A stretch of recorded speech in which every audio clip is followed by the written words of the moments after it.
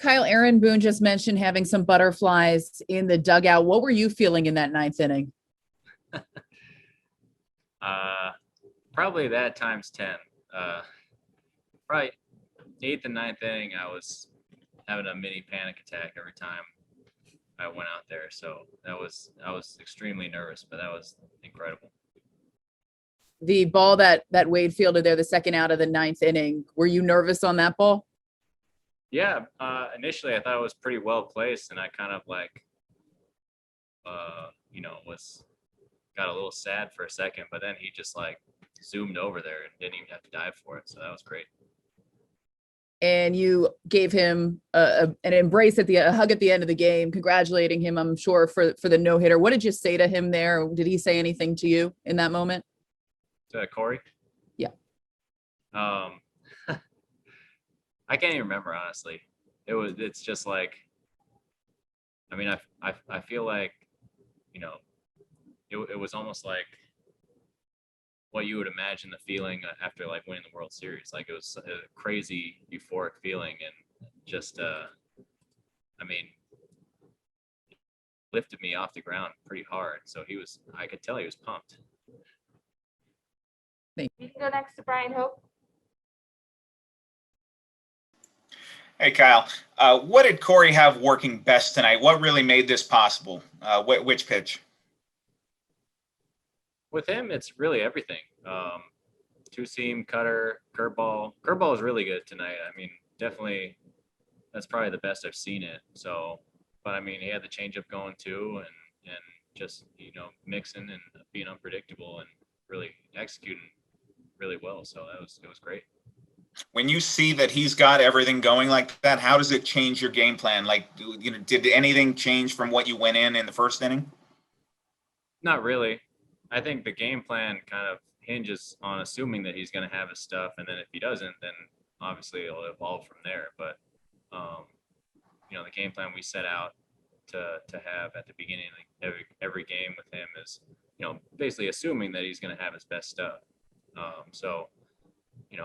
We just kept rolling with it and reading swings and all that stuff, and it was obviously turned out to be a really special night. Thanks, Kyle. We can go next to Marley Rivera. Hi, Kyle. How does one stay calm through a no-hitter? Probably the wrong person to ask, because I was not calm at all. I was doing a little hyperventilating on the bench between the eighth and ninth inning. So luckily Corey didn't notice. We can go next to John Schwartz.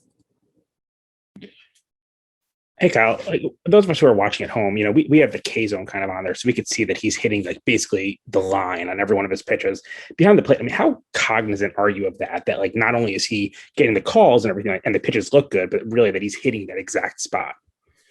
I was well aware. I know, tonight was one of those nights where it seemed like he was just dotting me up every single time he threw the ball, and it was, if he missed, it was like in a good spot where he wasn't going to get hurt. So he definitely had, his A+ stuff tonight.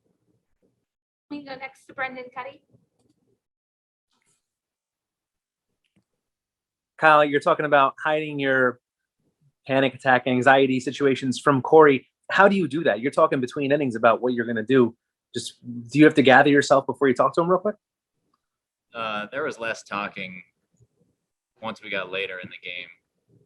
I think when somebody's throwing a no-hitter or perfect game or whatever, you're kind of like, you don't really want to like, it's like you're almost at a loss for words. It's just like, keep doing what you're doing. So the only thing I was really telling him was like, let's just keep being aggressive in the zone and attacking these guys, which he was doing all night. And it was awesome. We can go next to Tom Mario. Do you feel more pressure calling pitches in this situation than you normally do? Of course. Like I said, it was like my anxiety level was times 10 once we got to the eighth and ninth inning, where it's like, it's a real possibility of a really special night happening. So,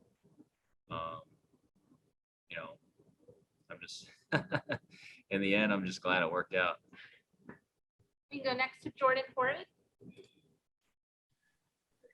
Kyle, I think we see Corey as a pretty stoic guy in a lot of circumstances, but there was one shot in the dugout tonight where it looked like you guys were laughing between innings. That was maybe, I don't know, fifth or sixth or something like that. Like, how do you know to sort of, when to have those kinds of moments during a no-hitter? As you said, later in the game, you're kind of, there's not much left to say, but in the middle innings, kind of keeping it light when you can. Yeah, I mean, that's typically just our relationship anyways. I mean, if he's like, even if he's pitching, like he doesn't mind like talking or joking around about stuff, because I mean he knows he's going to be locked in when he goes out there. So I don't mind. Like I can't even remember what we were talking about, but like I don't mind saying something to like that's going to make him laugh, or I know it's not going to cause him to lose focus. We can go back to Brian Hope. Hey, Kyle. Before tonight, what was the closest you've ever been to catching a no-hitter? Have you had any close calls during your career? In the big leagues, I don't really think so. Maybe like 7 innings last year, I think, with Garrett. Around there, like six and change, or 7, something like that. But no, I don't think really much closer than that. And not at any level before that, even like going back ways. Well, I caught a no-hitter in Double-A and then another one in High A. But I mean, I spent a long time in the minors, so This was probably more more memorable than those two. yeah, this was definitely more memorable. All right, thank you. All right, thank you for the time, Kyle.